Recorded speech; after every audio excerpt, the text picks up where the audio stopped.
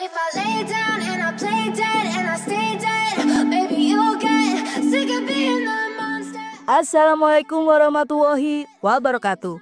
Halo, jumpa lagi di channel Tim Story Dunia. Apa kabar semua? Semoga semuanya selalu dalam keadaan sehat dan bahagia, amin. Baiklah, seperti biasa kami kembali hadir untuk membahas mengenai kisah menarik dari tokoh-tokoh terkemuka. Dan kali ini kami akan kembali membahas seorang wanita yang disinyalir adalah salah satu adipati agung dari Rusia yang menjadi satu-satunya wanita di antara saudara yang semuanya berjenis kelamin laki-laki. Dia begitu disayang di antara saudara-saudaranya. Namun, seperti kebanyakan anggota kerajaan lainnya, dia pun tak luput dari skandal yang menyertai kehidupannya. Penasaran dengan kisah hidupnya? Baiklah, sebelum kita melangkah untuk mulai membahas kehidupan pribadinya yang cukup menarik, bagi penikmat baru dari channel kami, untuk sudi menekan tombol like, subscribe, dan aktifkan lonceng notifikasi agar selalu mendapatkan info jika kami memiliki video baru lainnya. Dan untuk kalian yang tidak sempat melihat video kami yang lalu, di mana kami membahas Putri Angela yang merupakan wanita berdarah Afrika pertama yang menikah dengan salah satu pangeran dari kerajaan Eropa, dapat dilihat di video kami sebelumnya ya.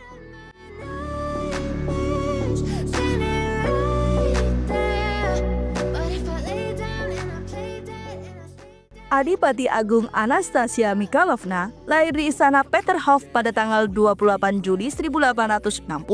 Merupakan anak kedua dari 7 bersaudara dari Adipati Agung Michael Nikolaevich dari Rusia dan istrinya Adipati Agung Olga Fedorovna yang lahir sebagai Putri Cecil dari Baden.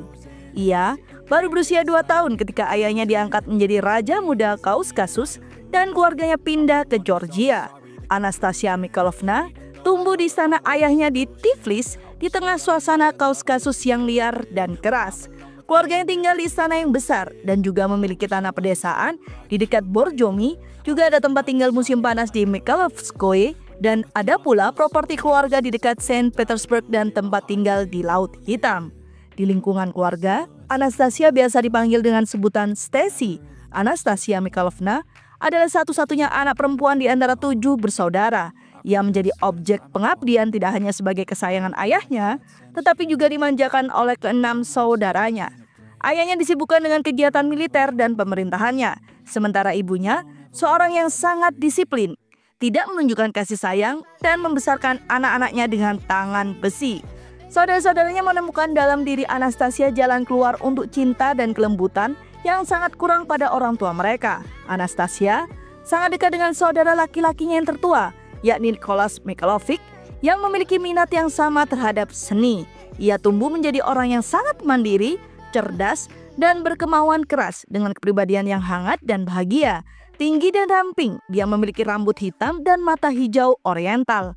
Pendidikannya berpusat pada bahasa, dia belajar bahasa Prancis, Jerman, dan Inggris, selain bahasa ibunya yakni Rusia.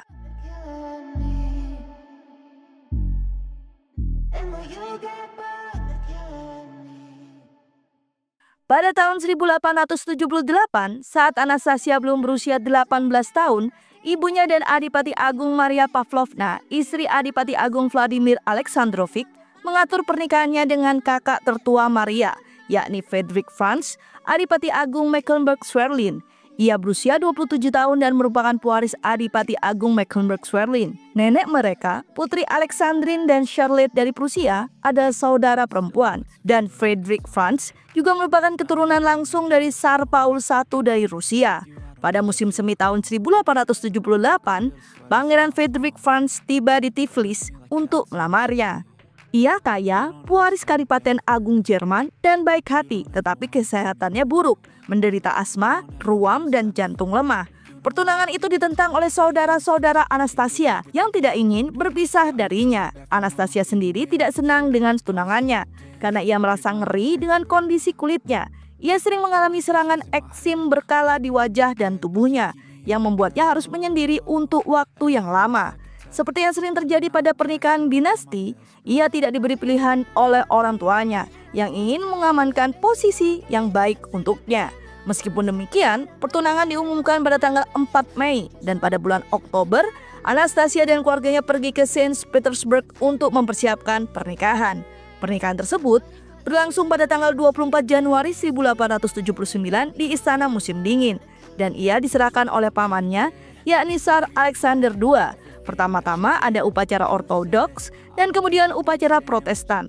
Pernikahan tersebut merupakan acara besar dan perwakilan dari semua keluarga penguasa Eropa turut hadir. You think that this amusing? Sitting there gaslighting and confusing. Was it me? Is it me? Am I deluded? Pada tanggal 8 Februari 1879, Anastasia dan Frederick tiba di Schwerin. Ayah mertuanya, Frederick Franz II, Adipati Agung Mecklenburg-Schwerin, adalah raja yang berkuasa di Kadipaten Mecklenburg-Schwerin dan memimpin sebuah keluarga besar.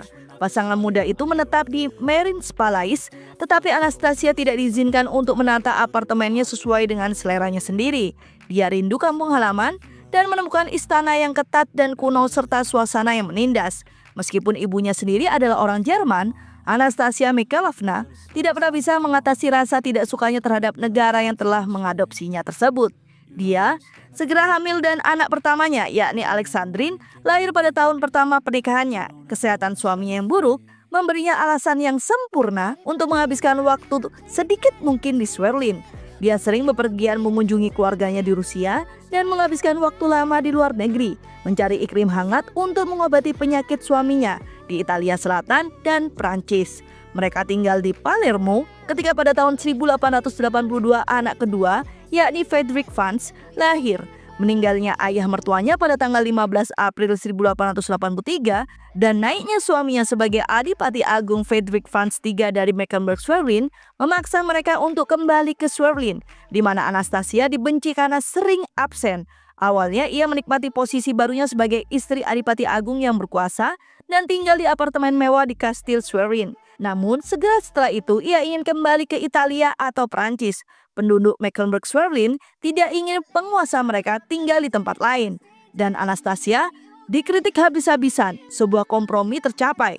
Dan Adipati Agung beserta istrinya akan tinggal di Schwerin selama 5 bulan dan dapat tinggal dimanapun yang mereka inginkan selama sisa tahun itu dengan syarat anak-anak mereka lahir di Schwerin. Setelah putri bungsunya dan anak terakhir dari Frederick, Cecil, lahir pada tahun 1886, Anastasia pindah ke Cannes, tempat mereka menghabiskan sebagian besar tahun. Antara tahun 1887 hingga 1889, suaminya telah membangunkan untuknya Villa Weiden, sebuah istana besar bergaya Italia yang terletak di sisi gunung yang mendominasi Teluk Cannes.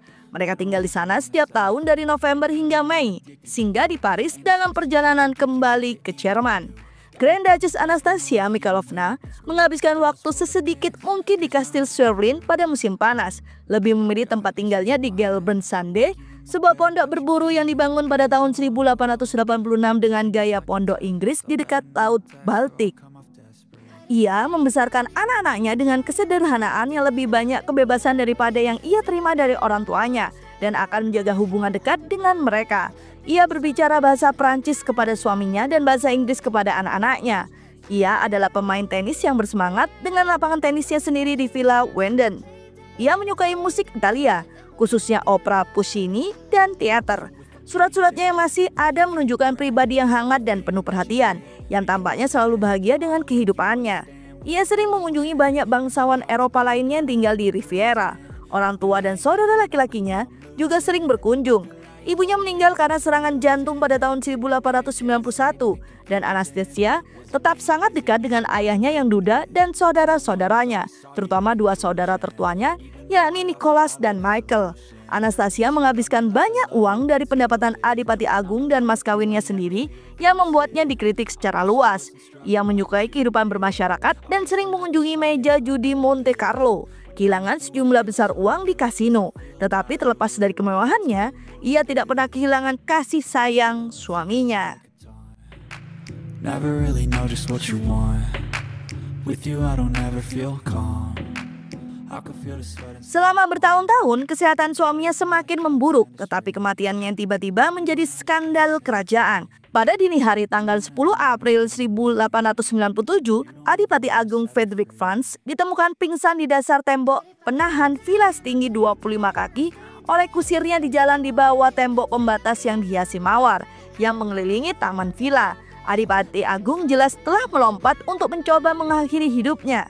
ia dibawa kembali ke villa di mana ia akhirnya meninggal. Malam sebelumnya, Anastasia mengadakan pesta yang tidak dihadiri suaminya karena kesehatannya yang buruk. Anastasia sangat tidak populer di Swevlin, sehingga ia dicurigai telah membunuhnya. Kematian suaminya ditetapkan sebagai kecelakaan, tetapi ia mungkin bunuh diri. Anastasia tampak berduka atas suaminya dengan tulus dan berkata kepada dayangnya, "Saya telah kehilangan sahabat saya." Setelah suaminya meninggal, Anastasia mewarisi semua harta pribadinya, Villa Wenden dan Gelbert Sunday. Meskipun istana ini seharusnya diwariskan kepada putranya yang berusia 15 tahun yang menjadi Frederick Franz IV di bawah perwalian pamannya, yakni Adipati Johann Alberts, hingga tahun 1901 ketika ia dewasa. Sejak saat itu, Anastasia jarang mengunjungi Swevlin dan selalu tinggal di Gelbert Sunday. Ia lebih suka tinggal di Riviera atau bepergian ke Saint Petersburg, Paris, atau Inggris.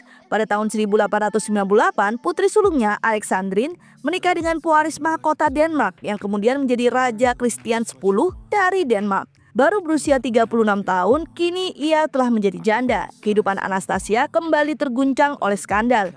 Meskipun tetap sangat dekat dengan keluarganya, kepribadiannya yang kuat dan semangat kemandiriannya menyebabkan banyak hal untuk dibicarakan dalam medianya. Sang Grand Duchess tinggal di sebuah apartemen kecil di Paris, di mana ia menjalani kehidupan yang kaya dan cantik, pergi ke pesta-pesta dengan liar mencari selingan. Ia juga banyak berjudi di Monte Carlo. Terpesona olehnya, para bandar akan menggulirkan bola dengan sengaja ke bagian roda roulette favoritnya untuk meningkatkan peluangnya untuk menang. Ia mulai berselingkuh dengan sekretaris pribadinya, yakni Vladimir Alexandrovich Paltov, dan kemudian hamil dengan kekasihnya. Awalnya ia berpura-pura bahwa pembengkakannya adalah akibat tumor. Ketika tiba saatnya untuk melahirkan, ia mengklaim bahwa dia telah tertular cacar air yang membuatnya harus dikarantina. Putranya yang tidak sah, Alexis Louis de Wenden, lahir di Nice pada tanggal 23 Desember 1902. Nama de Wenden diberikan oleh Raja Christian IX dari Denmark berdasarkan nama Villa Anastasia. Ia sendiri yang membesarkan putranya yang tidak sah. Ketika kemudian ia dikirim untuk belajar di sekolah asrama di Normandia, Anastasia menulis surat kepadanya hampir setiap hari.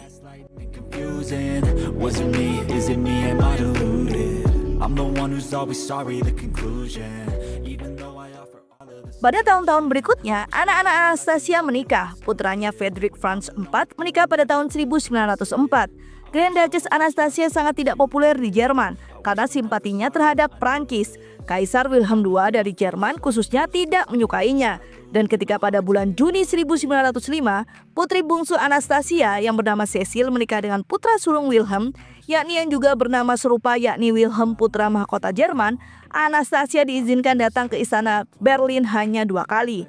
Pertama untuk pernikahan dan kemudian ketika putra pertama dari pernikahan ini lahir.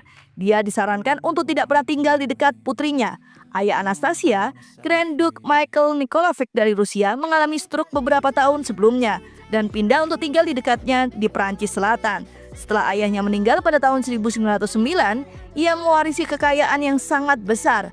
Pada dekade pertama abad ke-20, Grand Duchess menyibukkan diri dengan mengunjungi kerabat, anak-anak, dan cucu-cucu yang jumlahnya terus bertambah. Dan hobinya yang terus ia lakukan adalah membaca, pergi ke pesta, dan bermain judi di Monte Carlo. Selalu eksentrik, seorang kontemporer menggambarkannya sebagai sama sekali tidak peduli dengan apapun kecuali keinginannya sendiri. Pangeran Felix Yusupov yang menikahi keponakannya, yakni Putri Irina dari Rusia, bertemu dengan Grand Duchess Anastasia Mikhailovna di Paris pada tahun 1913 dan menggambarkan dalam memoirnya, meskipun usianya sudah lebih dari 40 tahun, semangatnya tidak pernah padam. Dia baik dan penyayang, tetapi sifatnya yang eksentrik dan lalim membuatnya agak tangguh.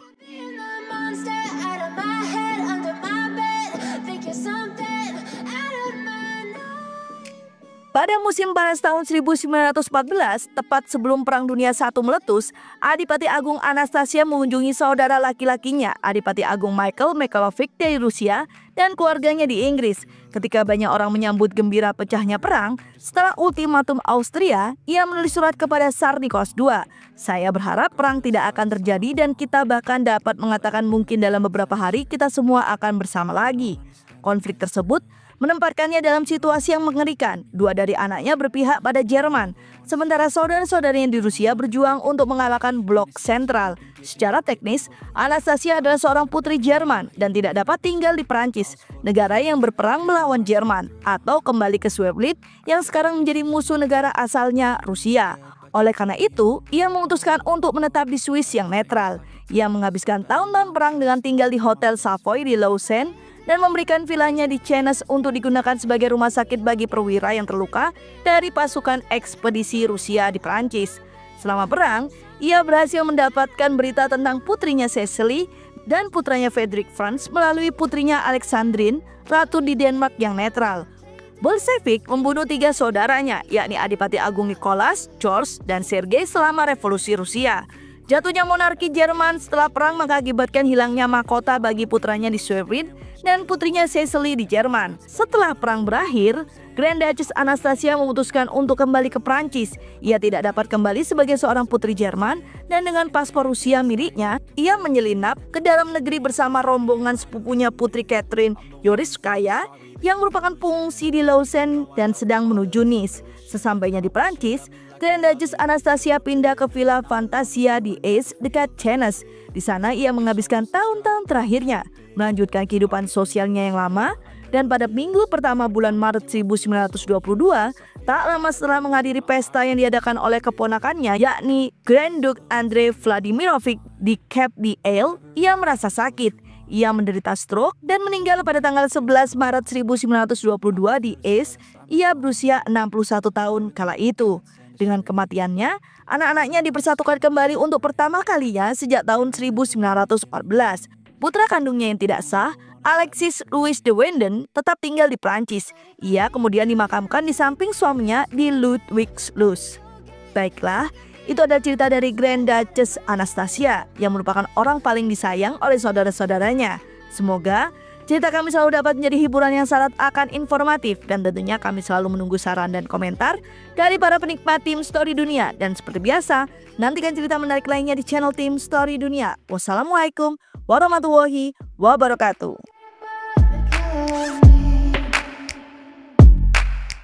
And you got